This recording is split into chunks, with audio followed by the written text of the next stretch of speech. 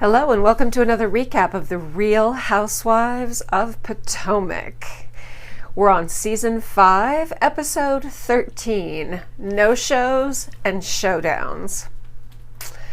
Well, we jump right in with Juan and Giselle buying Robin's ring, or at least looking for Robin's ring. He's looking for a morganite for her because I guess apparently there's something having to do with morganite and eternity. Isn't that the same with diamonds? That diamonds are forever? Anyway, so he's looking for maybe a band type, like an anniversary band type that's like a diamond morganite, or maybe that was Giselle's idea. But anyway, it would be very pretty.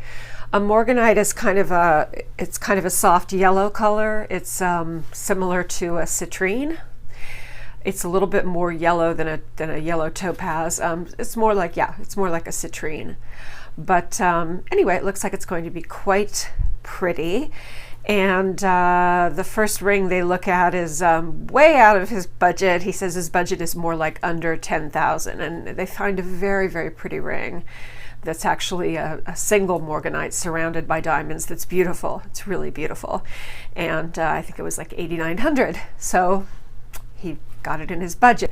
I'm confused when I watch people shop for jewelry on shows like this, because that's not the way I shop for jewelry. Usually when it's my husband and I go somewhere, it's a store with somebody that he knows, or there's a connection. So I'm really confused when I watch people on television shop for something in a store and they're like, oh, it's $8,900. I'm like, really? Okay, so you wouldn't at least say, yeah, I can do $8,000. I mean, that's not where I would start.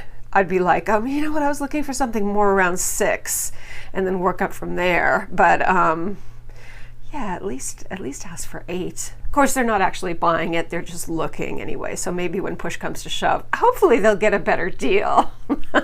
I just noticed that because I always am kind of like, do people not know, or are they just shy? I think a lot of people are just shy because remember, I'm Irish Catholic and Jewish, so it's not just a cultural thing. I think it's also just knowing how to kind of put yourself out there. And yes, admittedly, the fact that my husband is an attorney downtown Miami where the jewelry mart is, and he knows many of the guys down there that own the shops in the Seabold building, which is the jewelry mart. Yes, obviously that helps. I mean, yeah, obviously. Okay, anyway. All right, so Chris and Monique. Monique is going to have her podcast for Not for Lazy Moms with her invited couple hundred guests to be there live for the podcast. Her topic is Redefine Me. That's a funny topic, I think, because shouldn't it be redefine yourself?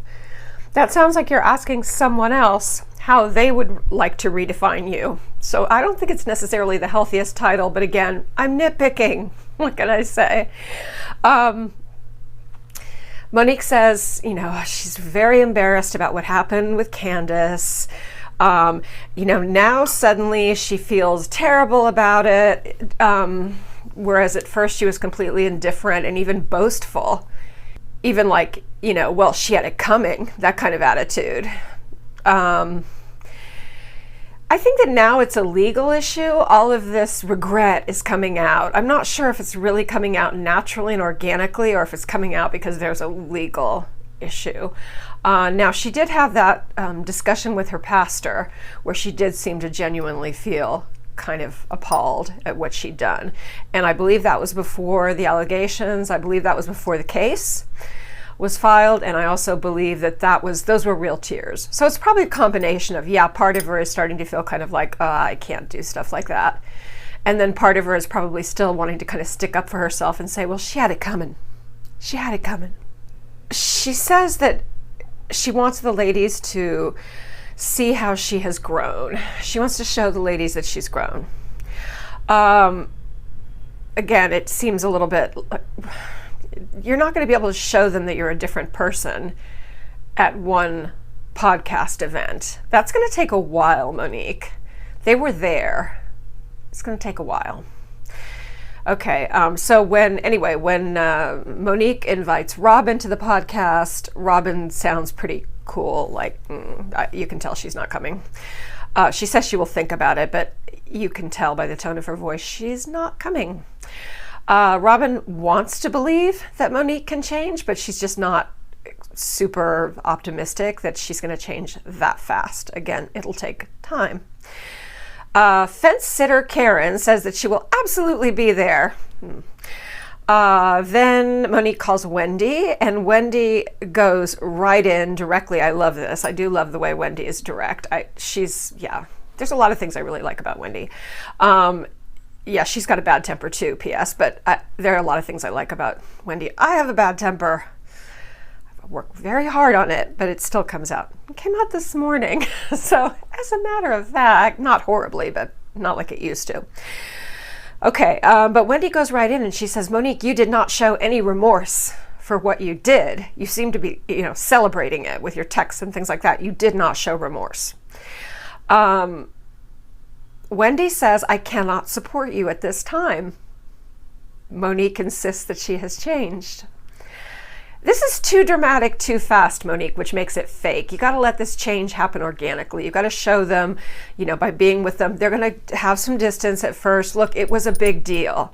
It wasn't some little, throwing a glass of champagne in someone's face. This was a big deal. It's going to take them a little while. So if you are serious about wanting to change or, being determined to be in the process of changing, show them slowly. Actions, not words. Actions, not words. But I really like Wendy's reaction because it's just so direct and so honest. So she's like, yeah, no, I'm not coming. She's not that direct, but yeah, she's not coming. Okay. All right. Now, Karen and Ray go to therapy. Actually, this woman is a life coach because Ray is not comfortable with therapy. Who are all these men who are not comfortable with therapy? Every man I've ever known is, straight, gay, married, unmarried, young, old. Oh, I grew up in California.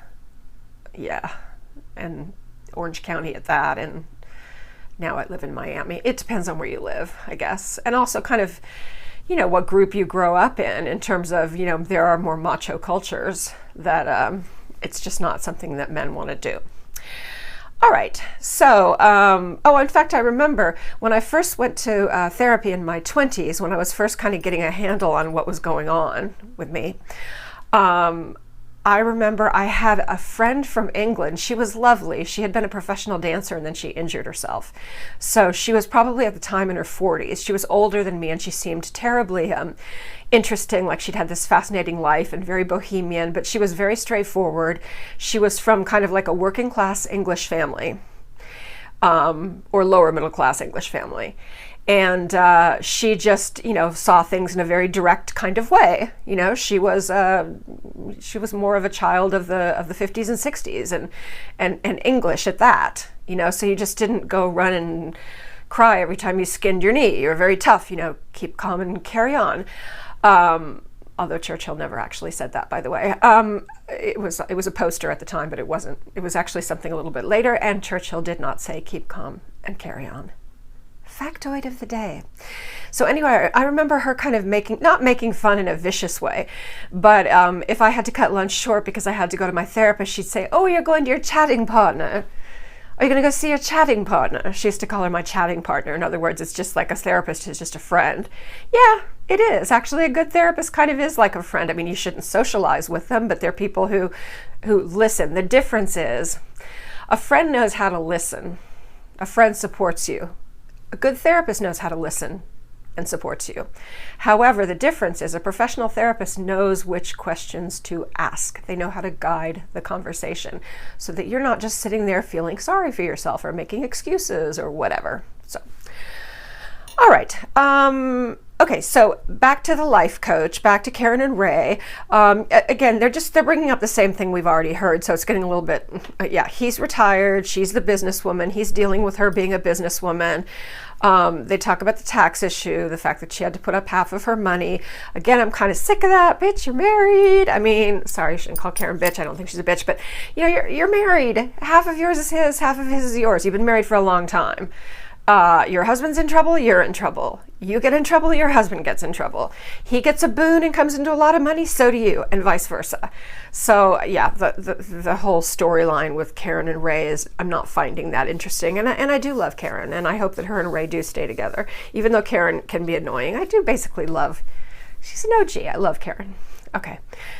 All right, and she does, she kind of wants some acknowledgement from Ray that she did help him through that a lot of that was due to her help. And I'm assuming by this she has her own money separate someplace else. I don't know exactly. I don't understand this because, again, my husband and I, it's like, what's mine is yours, what's yours is mine. It's not all divvied up. Okay, so Ray does turn to Karen and he says, thank you for helping me through this. I appreciate everything that you did. So that was good. All right, so something good came out of this. All right.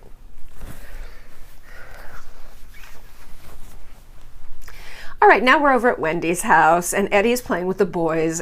He's so cute. Eddie is just adorable. He has a lovely smile. He has a lovely, warm, open face. You just know he's a nice guy. There's no like deep secrets about this guy and he's going to turn out to be whatever. I just really like him. Oh, please, please, please, please don't let me be wrong. He's just, yeah, I think he's kind of adorable. And I love the way he is. I love the way he is with the kids. Okay, so Wendy is inviting the ladies to another event, which is Wine with Wendy. All except Monique. She will not be inviting Monique, perhaps in the future, but she will not be inviting Monique.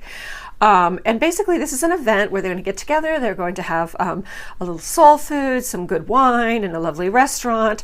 And it's going to be women of color talking about elections and Black women's power specifically. And of course, they're also going to end up talking about, Black Lives Matter, but mostly this is about Black women's empowerment or the empowerment of women of color. So that's great that she's doing that, and she's using her moderator, she's using her kind of, an MSNBC talking head hat where she can kind of drive the conversation, lead the conversation, and get the ladies talking. So that's cool. I would have liked to go with that. I would have liked to have been invited. I guess I can't be anything other than white as the giant bowl of white bread dough, but anyway. Okay, so Candace and Karen are not doing well. It's kind of interesting because Candace and Karen there decide they're going to have a little talk, which we'll come to in a minute, because Candace feels like Karen always sticks up for Monique. And it's funny because Monique feels like she's a little bit too much with Candace. So that's what you get when you sit on the fence. You don't end up making anybody happy.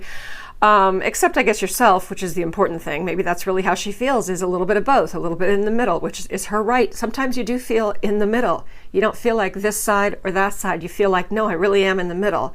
And that might be where Karen is. Okay, so Wendy asks how Candace is doing, and she says she has panic attacks. She mentions that, Monique keeps sponsoring these attacks on social media against Candace.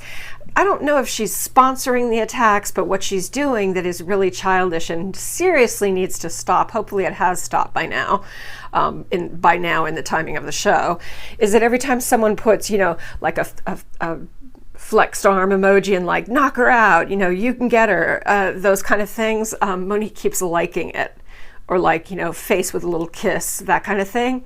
No, she needs to be letting that stuff go. Okay, now my cat is on my computer, and that is not a good place for him. And I have a glass of wine.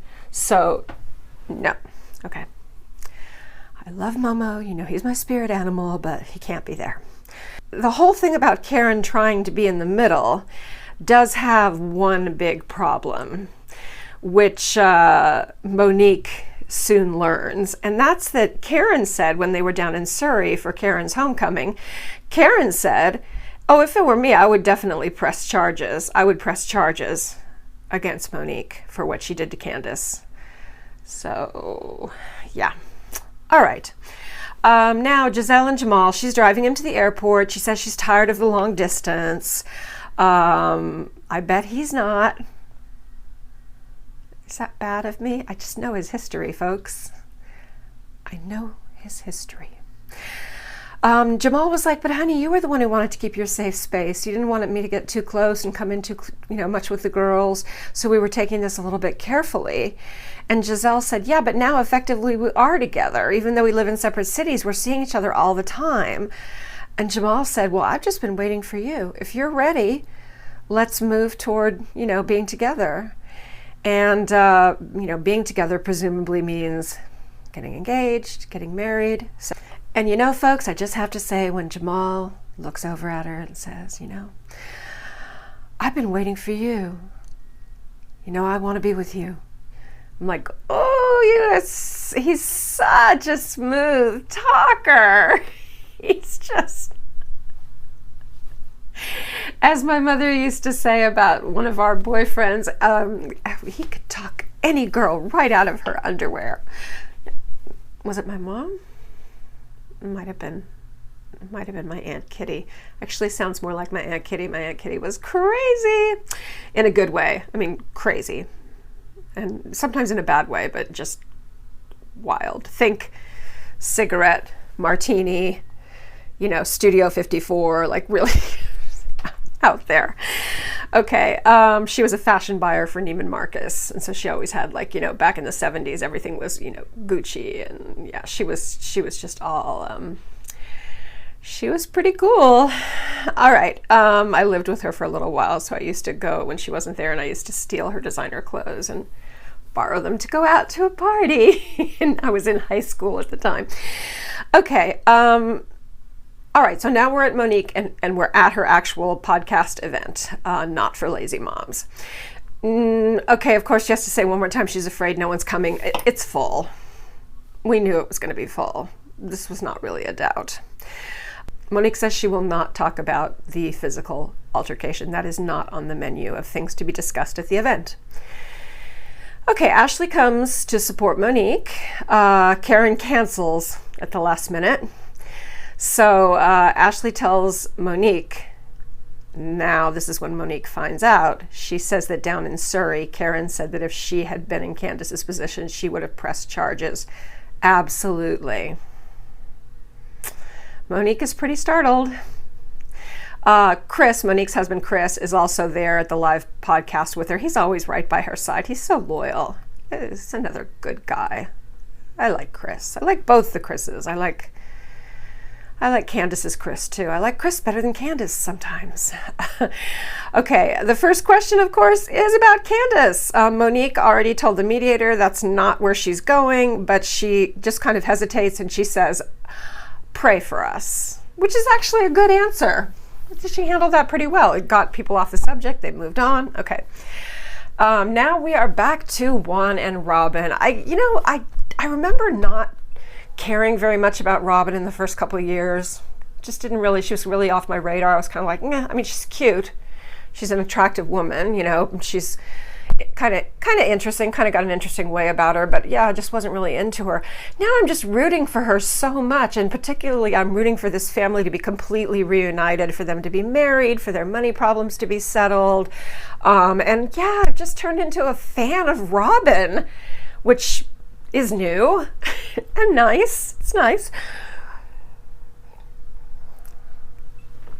Okay, so they all go out. They take the boys to family bowling night.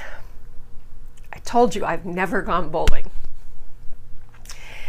And I'm making a resolution, if I can get someone to go with me, I'm ready to go bowling. I want to try. I will probably suck because things like that, I'm not usually, throwing things at other things or aiming stuff at other stuff is not my strong suit. I'm more the dancer, the figure skater, the good balance, that kind of thing. I don't think I would be good at it, but I don't know. I'm good at darts. Who would know I'd be good at darts? I'm not bad at pool.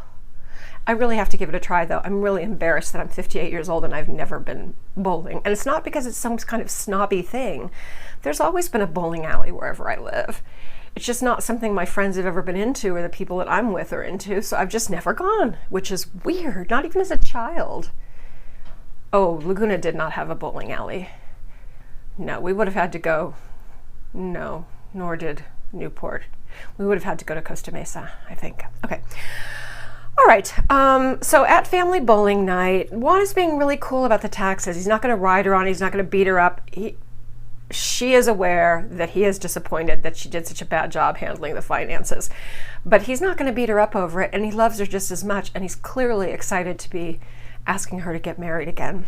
So, all right. So they're going to meet their parents. The parents are coming to bowling night. That is, Robin's parents are coming to bowling night. There's a two-pronged thing going on there. Robin wants to confess to her dad about the taxes and the mistakes she made and how she screwed up, both on the accidental and the unreported taxes. And the unreported could be accidental too. It's just legally not looked upon as well. So, and then at the same time, Juan's going to try and kind of pull them off to the side and ask for if they're cool about him remarrying Robin. Okay. So mom and dad come to bowling, and Juan tells mom and dad while Robin goes to the ladies' room, and she conveniently takes a long enough time that he kind of quickly tells him, look, I really love her. I want to be with her. We just need to be a full family again. I want us to be married. And, the parents are not like jumping up and down and, yeah, they're not setting off fireworks, but they're happy. You can tell they're glad. They think this is the right thing, and they're supportive of it, and they'll be there for it. So that's really nice. Okay. And they said, I think her mother said, we know the love has always been there. I don't know if it was her father or mother. It sounds like mom, but I think it might have actually been the dad. We know the love has always been there, which is nice.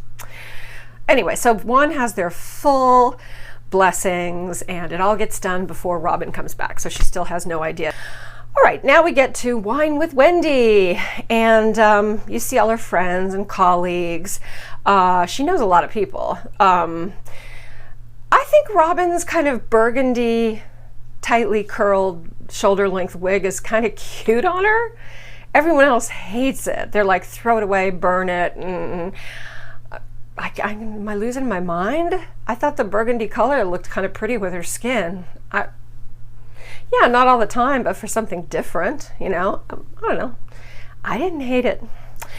All right, so they're talking about, one of the themes is, black girls vote. Wendy does a little role play where she pretends to be a politician, and how should they talk to a politician when they're asking a politician to get things done, and the kind of things that a politician might say to kind of like deflect their comments. Like, for example, when they say, why don't you fund more black universities, or why don't you give more funding to black universities, they'll say, well, funding is a problem for all universities. And that's an example of deflection, because that's not the question. The question is something specific. All right.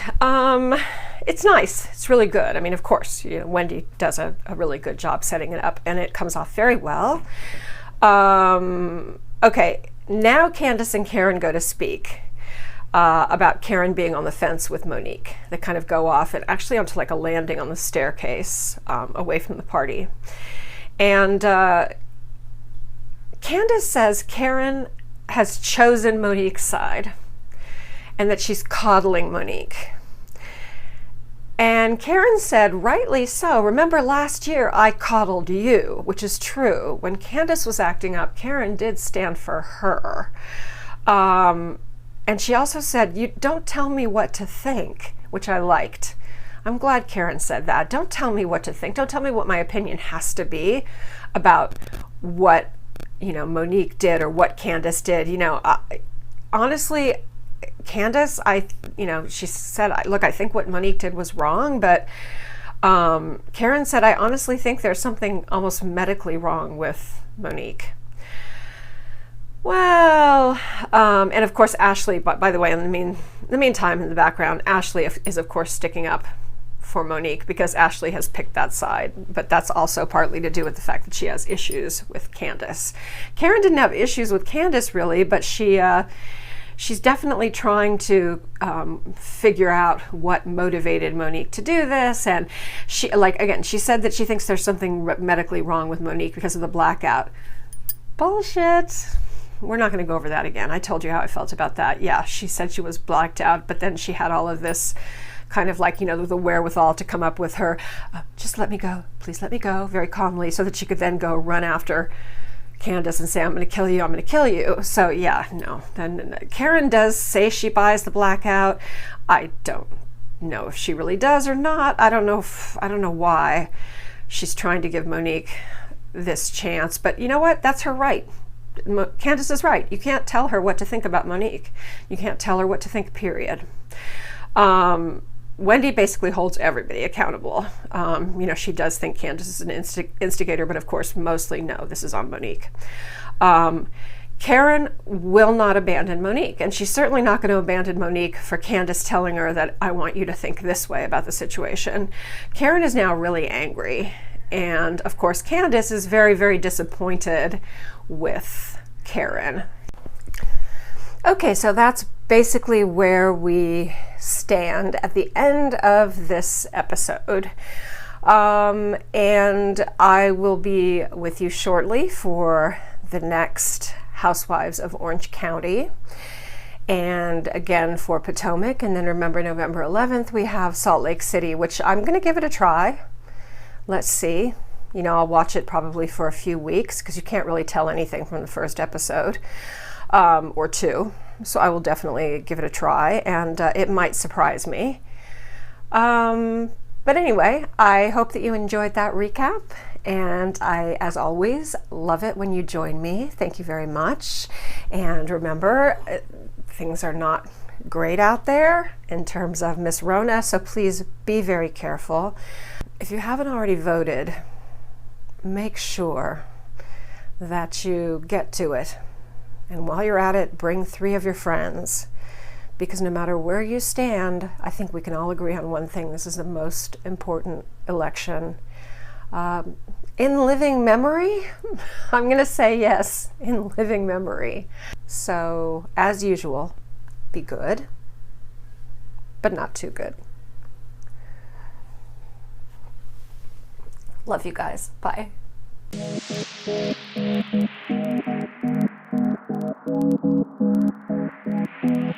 Thank you.